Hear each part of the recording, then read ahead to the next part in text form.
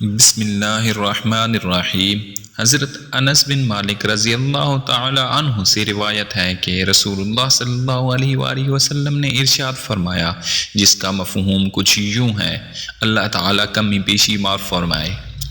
3 ایسے خوش نصیب انسان ہیں جو جنت کی حقدار ہوں گے اور روز قیامت اللہ تعالیٰ کے عرش کے سائے میں ہوں گے۔ وہ ایسے خوش نصیب عورتیں اور مرد ہیں جن کی اولاد اور مال اور رزق اللہ تعالیٰ اپنے فرشتوں کے ذمہ لگا دیتا ہے۔ یہ ایسی برکت والی عورتیں یا مرد ہیں جن گھروں میں ہوں گے وہاں فقر و فاقہ، تنگ دستیاں، پریشانیاں، مصیبتیں نہ آئیں گی، اور وہ گھر جتنا مال خرچ کرے گا اللہ تعالیٰ ان کو دگنا عنایت فرمائے گا۔ وہ 3 خوش نصیب عورتیں یہ ہیں: بسم اللہ الرحمن الرحیم۔ السلام علیکم ورحمۃ اللہ وبرکاتہ۔ ناظرین، حدیث مبارکہ کے بیان سے پہلے ہم آپ کو ایک نہایت ہی دلچسپ اور ایمان افراز واقعہ سنانے جا رہے ہیں، اس لیے آپ سے درخواست ہے کہ ویڈیو کو آخر تک ضرور دیکھیے گا۔ ناظرین کرام، ابو حنیفہ رحمۃ اللہ علیہ کا واقعہ ہے کہ ان کے زمانے میں مہدی جو اموی خلفیہ تھا کے دربار میں ایک دریا آیا جو خدا کی ذات سے انکار کرتا تھا۔ اس نے کہا، میں نہیں مانتا کہ خدا موجود ہے، یہ کائنات طبعی رفتار سے خود بنی ہے اور خود چل رہی ہے، لوگ مر رہے ہیں اور پیدا ہو رہے ہیں وغیرہ، یہ سب ایک طبی کارخانہ ہے، بنانے والا نہیں۔ یہ اس کا دعویٰ تھا اور اس نے چیلنج کیا کہ مسلمانوں میں جو سب سے بڑا عالم ہو اس کو میرے مقابلے میں لایا جائے تاکہ اس سے بحث کروں۔ اور لوگ غلطی میں مبتلا ہیں کہ اپنی طاقتوں کو خواہ مخواہ ایک غیبی طاقت کے تابع کر دیا ہے جو سارے جہاں کو چلا رہی ہے۔ تو اس زمانے میں سب سے بڑے عالم امام ابو حنیفہ تھے۔ مہدی نے امام صاحب کے پاس آدمی بھیجا، رات کا وقت تھا، رات ہی کو خلیفہ کا دربار منعقد ہوتا تھا۔ آدمی بھیجا کہ وہ آ کر اس دریا سے بحث کریں اور اسے سمجھائیں اور راہ راست پر لائیں۔ چنانچہ آدمی پہنچا۔ بغداد میں ایک بہت بڑا دریا ہے، اسے دجلہ کہتے ہیں۔ اس کے ایک جانب شاہی محلات تھے، ایک جانب شہر۔ تو امام ابو حنیفہ شہر میں رہتے تھے، اس لیے دریا پار کر کے آنا پڑتا تھا۔ اس نے کہا، اصل میں دربار میں ایک دریا آ گیا ہے اور وہ دعویٰ کر رہا ہے کہ خدا کا وجود نہیں ہے، کائنات خود بخود چل رہی ہے، آپ کو مناظرہ کے لیے بلایا ہے۔ امام صاحب رحمۃ اللہ علیہ نے فرمایا، اچھا، آپ جا کے کہہ دیں کہ میں آ رہا ہوں۔ وہ آدمی واپس گیا اور کہا کہ امام صاحب کو میں نے خبر کر دی ہے اور آپ آنے والے ہیں۔ اب دربار لگا ہوا ہے، خلیفہ امرا وزراء بیٹھے ہوئے ہیں اور دریا بھی بیٹھا ہوا ہے۔ امام صاحب رحمۃ اللہ علیہ کا انتظار ہے کہ مگر امام صاحب نہیں آ رہے۔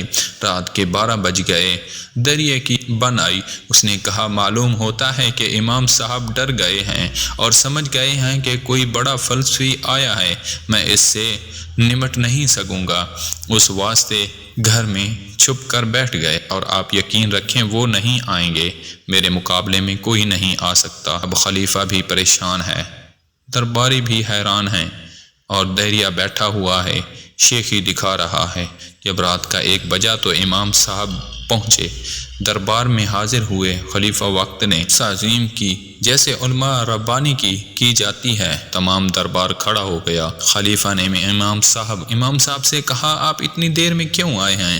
آدمی رات کے 8 بجے بھیجا گیا تھا، اب رات کا 1 بجا ہے، آخر اتنی تاخیر کی کیا وجہ پیش آئی؟ شاہی حکم تھا، اس کی تعمیر جلدی نہیں ہونی چاہیے تھی۔ امام صاحب رحمۃ اللہ علیہ نے فرمایا کہ ایک عجیب و غریب حادثہ پیش آ گیا جس کی وجہ سے مجھے دیر لگ گئی۔ عمر بھر میں نے ایسا واقعہ کبھی نہیں دیکھا تھا، میں حیران ہوں کہ کیا قصہ پیش آیا۔ سارا دربار حیران ہو گیا کہ کیا حادثہ پیش آ گیا۔ فرمایا، بس عجیب و غریب ہی واقعہ تھا اور خود مجھے بھی ابھی تک سمجھ میں نہیں آیا کہ کیا قصہ تھا۔ جب سارے دربار کو خوب شوق دلا دیا اور سب سرتاپا شوق بن گئے، حتیٰ کہ خود امیر المؤمنین نے کہا کہ فرمائیے کیا قصہ پیش آیا؟ تو فرمایا، قصہ یہ پیش آیا، جب میں شاہی محل میں آنے کے لیے چلا ہوں تو دریا بیچ میں تھا۔ دریا کے کنارے پر جو پہنچا تو اندھیری رات تھی، نہ کوئی ملا تھا نہ کشتی تھی، آنے کا کوئی راستہ نہ تھا۔ میں حیران تھا کہ دریا کو کس طرح پار کروں۔ اس ششپنج میں کھڑا ہوا تھا کہ میں نے یہ حادثہ دیکھا کہ دریا کے اندر سے خود بخود لکڑی کے نہایت عمدہ بنے ہوئے تختے نکلنے شروع ہوئے اور ایک کے بعد ایک نکلتے چلے گئے۔ میں حیرانی سے دیکھ رہا تھا کہ یا اللہ، دریا میں سے موتی نکل سکتا ہے، مچھلی نکل سکتی ہے، مگر یہ بنے بنائے تختے کہاں سے آئے؟ ابھی میں اسی حیرت میں تھا کہ اس سے زیادہ عجیب واقعہ پیش آیا کہ تختے خود بخود جڑنے شروع ہو گئے۔ جڑتے جڑتے کشتی کی صورت ہو گئی۔ میں نے کہا یا اللہ، یہ کس طرح سے کشتی بن گئی؟ آخر انہیں کون جوڑ رہا ہے کہ اوپر نیچے خود بخود تختے لگے چلے جا رہے ہیں؟ ابھی میں اسی حیرت میں تھا کہ دریا کے اندر سے لوہے کی کیلیں نکلنی شروع ہو گئیں اور خود بخود اس کے اندر ٹھکنے لگیں اور جڑجڑا کے بہترین قسم کی کشتی بن گئی۔ میں حیرت میں کہ یہ کیا ماجرا ہے؟ یہ تختے جو جڑے ہوئے تھے ان کی درجوں سے پانی اندر گھس رہا تھا کہ دریا کے اندر سے خود بخود ایک روغن نکلنا شروع ہوا اور درجنوں میں وہ بھرنا شروع ہوا، جس سے پانی اندر گھسنا بند ہو گیا۔ ابھی میں اسی حیرت میں تھا کہ وہ کشتی خود بخود میری طرف بڑھنی شروع ہوئی اور کنارے پر آ کر ایسے جھک گئی گویا مجھے سوار کرنا چاہتی ہے۔ میں بھی بیٹھ گیا۔ وہ خود بخود چلی اور مجھے لے کر روانہ ہو گئی۔ دریا کی دھار پر پہنچی، پانی ادھر کو جا رہا تھا، کشتی خود بخود ادھر کو جا رہی تھی کیونکہ شاہی محلات ادھر کو تھے۔ میں حیران تھا کہ یا اللہ، آخر پانی کے بہاؤ کے خلاف کون اسے لے جا رہا ہے؟ تک کہ شاہی محل کے قریب کنارے پر پہنچ گئی اور آخر جھک کر پھر کنارے پر کھڑی ہو گئی کہ میں اتر جاؤں تو میں اتر گیا۔ پھر میرے دیکھتے ہی دیکھتے وہ کشتی غائب بھی ہو گئی۔ گھنٹہ بھر اس کنارے سوچتا رہا کہ یہ کیا قصہ تھا۔ یہ ثانیہ مجھے اب تک سمجھ میں نہیں آیا کیا ماجرا تھا، اور میں امیر المؤمنین سے معافی چاہتا ہوں کہ 8 بجے بلایا گیا اور 1 بجے پہنچ۔ دریا نے کہا امام صاحب، میں نے تو یہ سنا تھا کہ آپ بڑے عالم ہیں، بڑے دانش مند اور فاضل مند آدمی ہیں، مگر بچوں کی سی باتیں کر رہے ہیں۔ بھلا یہ ممکن ہے کہ پانی میں سے خود بخود تختے نکل آئیں، خود ہی جڑنے لگیں، خود ہی کیلیں ٹھک جائیں، خود ہی روغن لگ جائے، خود آ کے کشتی اپنے آپ کو جھکا دے، آپ اس پر بیٹھ جائیں اور خود ہی لے کے چل دے، خود ہی وہ کنارے پر پہنچا دے؟ یہ کوئی عقل میں آنے والی بات ہے؟